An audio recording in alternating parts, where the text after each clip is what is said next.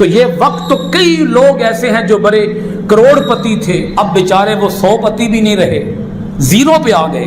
कई किसान बेचारे जिनके मवेशी बह गए, जिनकी फसलें ज़ाया हो गई, जिनकी दुकानों में पानी फिर गया, जिनके घरों में पानी आ गया, जिनकी दीवारों में दरारें पड़ गई, कीमती साजो सामान डूब गया पानी के अंदर। वो लोग अब क्या कर रहे हैं बेचारे?